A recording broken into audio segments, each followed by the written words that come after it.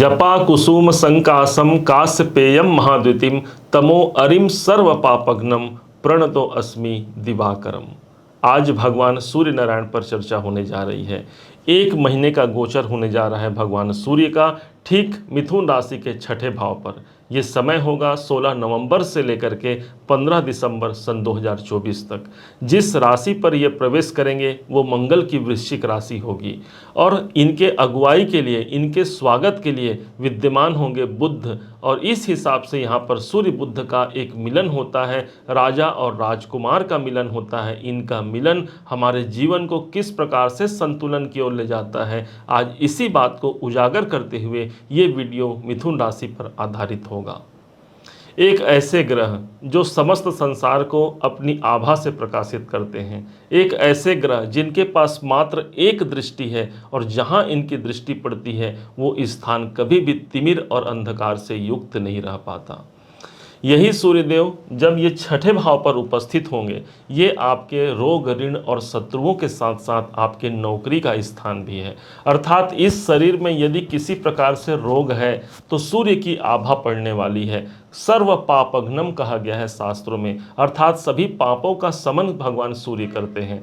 रोग जनित परेशानियों से यहाँ मुक्ति मिलती है। कोई कर्जा चल रहा है, कोई लोन चल रहा है, तो हो सकता है यदि आप उससे मुक्ति पाना चाहते हैं, ये सूर्यदेव का गोचर एक महीने तक काफ़ी महत्वपूर्ण और प्रभावपूर्ण स्थिति पर आपको ले जाएगा। यही स्थान आपके शत्रुओं का होता है और सूर्य की आभा जब यहाँ पड़ती है तो शत्रु हमारे अधिक समय तक बलवान नहीं रह पाते, अर्थात उस शत्रुओं से हमको मुक्ति प्राप्ति का एक अच्छा सोर्स होता है। यदि कोई कोर्ट कचहरी संबंधी काम चल भी रहे हैं तो छठे भाव पर सूर्य आ रहे हैं, अर्थात उन संबंधी कार्यों से भी हमें मुक्ति मिलेगी। यही सूर्यदेव मिथुन राशि के तीसरे घर के स्वामी हैं, अर्थात पराक्रम भाव के स्वामी छठे भाव पर जा रहे हैं। छठा भाव हमारे मेहनत का होता है। इस हिसाब से इस समय पर जो आप मेहनत करेंगे वो आपके पराक्रम से सराबोर होगा। इस समय उत्साह में कोई कमी नहीं रहेगी, आपके कॉन्फिडेंस में यहाँ पर वृद्धि होगी। छठे भाव का सूर्य एक उत्तम परिणाम को आप तक पहुँचा जाता है। माना जाता है यही सूर्य भगवान नारायण के जब आँख के रूप में है तो इनकी जो दृष्टि पड़ती है वो काफ़ी महत्वपूर्ण हो जाती है। और इसी के अनुरूप देखा जाए तो इस समय पर इस सूर्य की दृष्टि पड़ेगी ठीक 12वें घर पर, जहां पर पहले से देवगुरु बृहस्पति 12वें घर पर मिथुन राशि के विद्यमान हैं।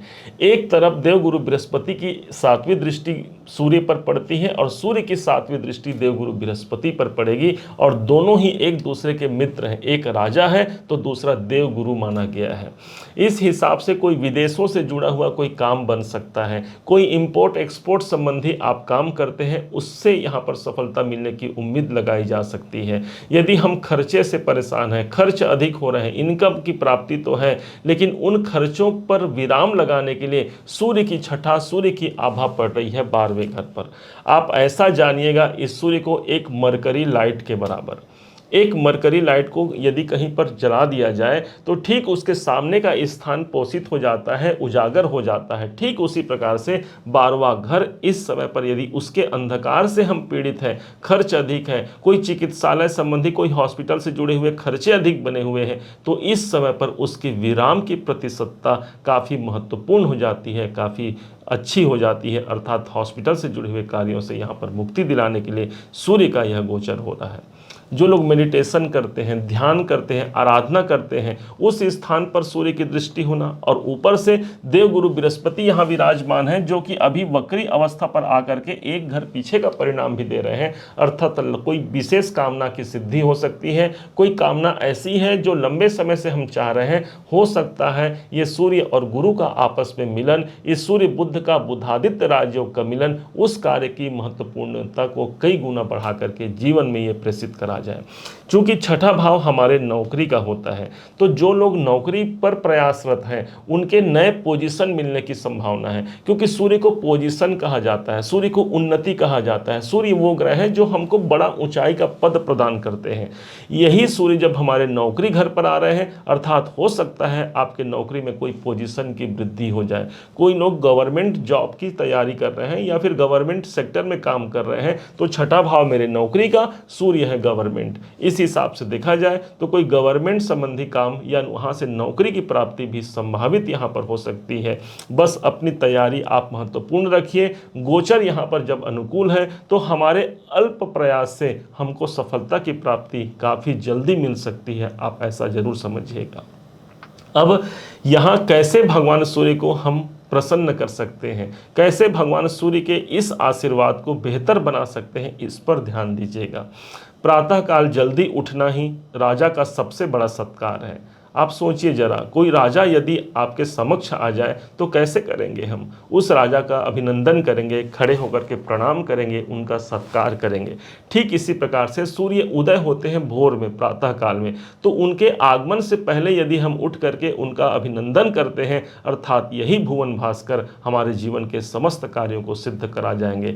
शास्त्र कहता है 10 प्रकार के पुरुषार्थ की वृद्धि होती है, जिसमें धन, वैभव, संपन्नता, हमारे कामकाज सब कुछ निहित है, हमारे आयु भी इसमें निहित है। अर्थात सूर्य के पास ये 10 संपन्नताएं प्रदान करने का एक साम्राज्य है, क्योंकि ये राजा हैं और एक राजा जब देने पर आ जाए तो सब कुछ लूटा सकता है। ऐसे सूर्यदेव हैं जो आपके छठे भाव पर उपस्थित रहेंगे। भगवान सूर्य को प्रणाम करना, स्नान के पश्चात उनको जल अर्घ करना, उनको अर्पण करना सबसे बड़ा प्रभाव होगा। मायने नहीं रखता कि आपके घर पर भगवान सूर्य दिख रहे हैं कि नहीं दिख रहे हैं, लेकिन भगवान सूर्य का एक प्रभाव है कि वो प्रातःकाल उदित होते ही होते हैं। भले ही यदि हमें न दिखे, हमारे घर में सूर्य उदय नहीं दिख रहे हैं, उसके बाद भी यदि आप पूर्व दिशा की तरफ मुख करके भगवान सूर्य पर यदि जल अर्पण करते हैं, उस प्रभाव के माध्यम से सूर्यदेव सभी कार्यों की यहाँ पर पूर्ति करा जाते हैं।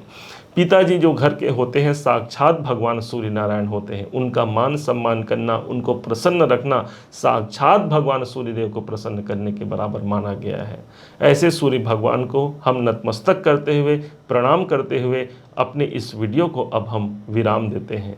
उम्मीद है आप सबने इसे समझा है, आप सबने इसे जाना है। यदि आपने इसे समझा है, जाना है, मेरे समझाने का प्रयास यदि आपको सार्थक लगा हो, मेरे समझाने का तरीका यदि आपको सार्थक लगा हो, तो अपना प्यार भरा लाइक और कमेंट करना कभी मत भूलिएगा। और हाँ, यदि अभी तक आपने चैनल को सब्सक्राइब नहीं किया है, सब्सक्राइब जरूर कीजिएगा। पुनः एक बार फिर आप सभी का दिवस बहुत मंगलमय हो, इन्हीं शुभकामनाओं के साथ। जय श्री राम।